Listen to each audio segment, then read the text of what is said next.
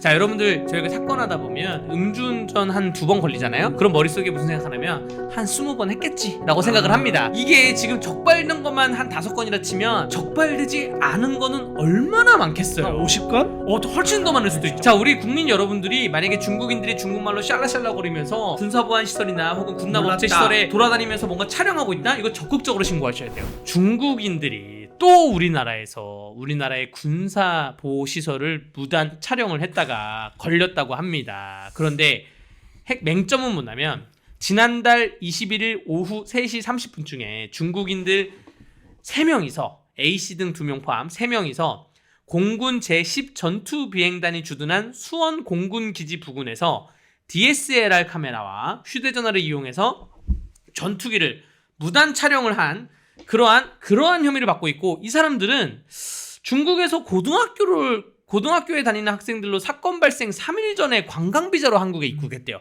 관광비자로 들어오자마자 우리나라의 공군 전투장, 이건 어디 있는지 몰라, 저도 모르는데 제10 전투비행단에 가가지고 사진을 찍은 거예요, 10대 애들이. 그래서 지금 경기 남부경찰청에서는 신고를 받고 첩보를 받고 이 3명에 대해서 형사 입건 조치하고 출국 정지 조치를 했다고 합니다.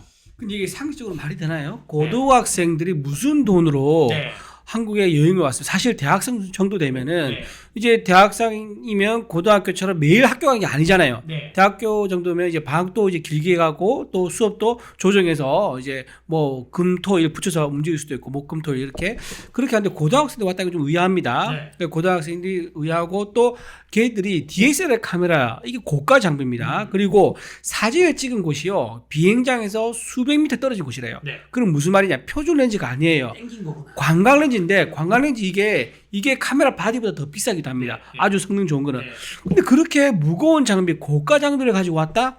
이거는 처음부터 비행장을 목표로 해서 들어온 게 아니겠느냐라고 의심할 수밖에 없는 거고, 그러면 고등학생 신분은 뭐냐? 만약에 너네가 비행장을 찍다가 발각이 되면은 어른이 했다 그러면 정말 빼박이 될 수 있다. 그래서 차라리 미성년자의 고등학교라고 하면은 선체될 수 있지 않겠느냐라는 처음부터 발각될 가능성을 염두에 두고 고등학생 신분을 보내서 우리나라 주요 군사시설을 촬영한 게 아니냐. 그러니까 이렇게 추측이 가능합니다. 지금 경찰에서는 이 사람들의 이제 3일간의 행적이나 뭐 전자기기를 포렌식을 해가지고 뭐 경제 씀씀이나 이런 걸 추적하고 있는데, 문제가 뭐냐면 이 사람들을 간첩죄로 처벌할 수가 없어요. 왜요? 왜냐하면 지금 우리나라 법의 간첩은 북한으로부터 온 사람만 간첩인 거고, 적국만 북한만 의미가 뭐죠? 북한입니다. 주적은 네. 북한입니다. 네. 그리고 외국에서 온 사람들에 대해서는 간첩죄를 안 해놨어요. 왜냐? 아니 우리나라에 외국인들이 와서 그 간첩을지를 할 게 뭐가 있어, 이렇게 생각이 된 건데 지금 이게 벌써 몇 번째입니까? 그렇죠. 그렇기 때문에 간첩죄에 대해서 지금 빨리 신속히 입법을 해야 되는 것이고, 여러분들 잘 아시다시피 그 주요 중국에 간첩들이 몰려 있다고 예상이 되는 중국의 비밀 경찰서로 운영이 됐다는 동방명주 업주, 이 사람도 간첩죄에 적용이 안 돼서 식품위생안전법으로 지금 처리가 되고 있다는 거예요. 재판을 받고 있다는 거예요. 식품위생안전법은 그냥 벌금형 수준입니다. 그런 것이고, 아까 말한 그 군사시설을 촬영했던 사람들은 그 군사시설 보호법에 의한 침해행위가 될 건데, 그 집에도 주거침입처럼 무단 침입이 될 텐데, 이 사람들도 신분이 나이가 고등학생이잖아요. 그렇죠. 그러면 형량이 또 엄청 낮아져요. 그렇죠. 마치 수학여행 와가지고 그냥 촬영했던 것처럼. 이거 계속 이런 식으로 처벌할 수가 없게 되면 중국이 계속 들어오는 거죠. 이게 지금 황당한 게 중국 같은 경우는요, 기밀을 유출한 엔진이 있지 않습니까? 네. 그 사람한테 사형을 선고할 정도로 중국에서는 간첩 행위에서 엄청나게 네. 엄중하게 처벌을 하고 있습니다. 근데 지금 이게 몇 번째냐 아까 말씀하셨잖아요. 네.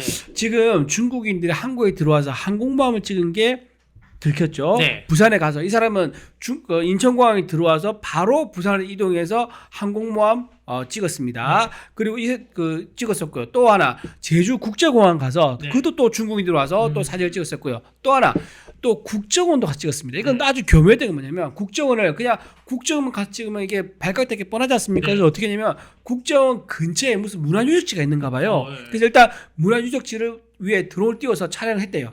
그리고 그 드론을 싹 옮기는 거야. 옮겨서 국정원 위에 올라간 거예요. 그랬더니 국정원에서 바로 레이더에 감지가 됩니다. 그래서 신속하게 체포했는데, 이렇게 우리나라 주요 군사시설, 안보시설 이런 곳에 갔던 분들을 전부 다 그게 간첩죄로 체포를 이거예요. 했지만 네. 간첩죄 처벌할 수 없기 때문에 전부 다 경미하게 처벌할 수밖에 없는 상황인데 그럼 왜 간첩법으로 처벌이 안 될까요? 자, 미국은 어떻게 하는지 아세요?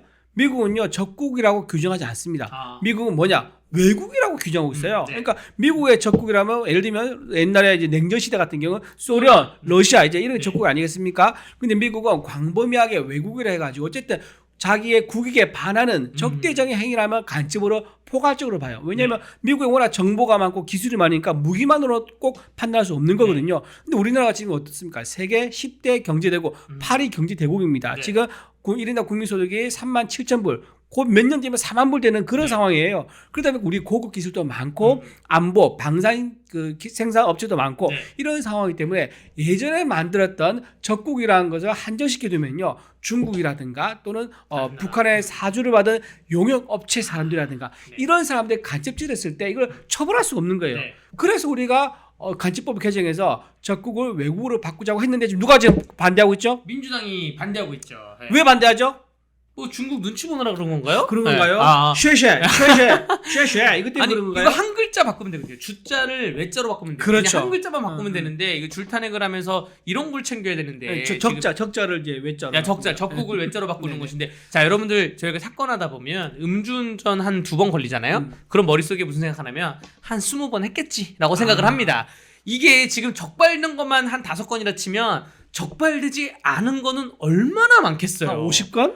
훨씬 더 많을 수도 있죠. 훨씬 더 많고 드론 뭐 아까 말한 대포 카메라 얼마나 많겠어요. 자, 우리 국민 여러분들이 만약에 중국인들이 중국말로 샬라샬라거리면서 군사보안 시설이나 혹은 군납 업체 시설에 돌아다니면서 뭔가 촬영하고 있다? 이거 적극적으로 신고하셔야 돼요. 그렇습니다. 그리고 사실 이런 거는 포상금제를 줘야 됩니다. 특히 이런 약간 맞아. 파파라치 옛날에 있었잖아요. 간첩을 잡는 거는 포상금제를 하잖아요. 그렇죠. 맞네. 간첩급 포상금제를 주는 것처럼 예전에 무장공비 뭐 잠수함 신고하면 막 1억 받고 막 그랬어요. 1억 받고 택시 면허 주고 그랬어요. 그런 것처럼 지금 오늘 말씀드린 이 사건도 어떠한 지나가는 시민이 신고를 해서 잡은 건데 맞아요. 그 시민분한테 포상금을 줘야 되는데 이게 간첩죄가 적용이 안 되니까 포상금을 못 주는 거예요. 간첩 잡으면 포상금 줘야 되는데 맞습니다. 이거 빨리빨리 개정을 해서 그래야지 우리 안보가 좀 늘어난다고 보여지고요. 중국에서는 아마 우리가 이런 활동을 하면 간첩죄로 아까 미국도 간첩죄라 그럴 거 아니에요. 중국에서도 이런 활동을 하다가 적발되는 우리나라 사람들이나 요원들이나 뭐 다른 것이 있다고 하면 처벌을 세게 받을 거예요. 하다못해 중국에서 이러한 뭐 군사시설이 아니고 그냥 일반적인 뭐 전자기기에 대한 정보만 갖고 와도 처벌을 받을 겁니다. 근데 왜 우리는 왜 아무것도 못합니까? 우리가 뭐 속국입니까? 우리도 당당하게 법을 개정을 하고 신고하시는 국민들한테는 포상금을 주고 이거 사실 한 일주일이면 할 수 있어요. 제가 보기에. 그죠? 그렇죠. 네. 지금 사실 여야 이제 여소야대 상황이지만 어쨌든 야당에서 의석수가 많기 때문에요. 좀 더 빨리 야당에서는 의사를 결정할 수 있습니다. 뭐 의총령에서 만약에 그 당이 많다 그러면 뭐 의사 결정하는데 시간이 걸리겠지만 지금 큰 야당이 170석 넘는 야당이 있기 때문에 그쪽에서 뭐 이재명 대표 혼자 판단하면요 전부 다 따라서 당원 전체 공동 발의해가지고 넘길 수도 있는 거예요.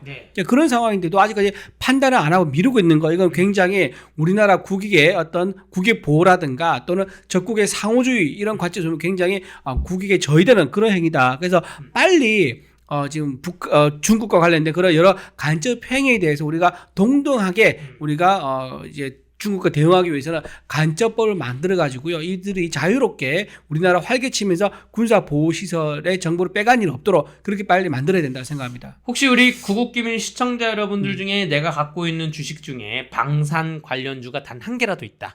내가 무슨 뭐 군사 업체 주식이 단 한 개라도 있다. 민주당 뽑으시면 안 됩니다. 네. 우리나라의 군사 기술력 우리가 지켜야 돼요.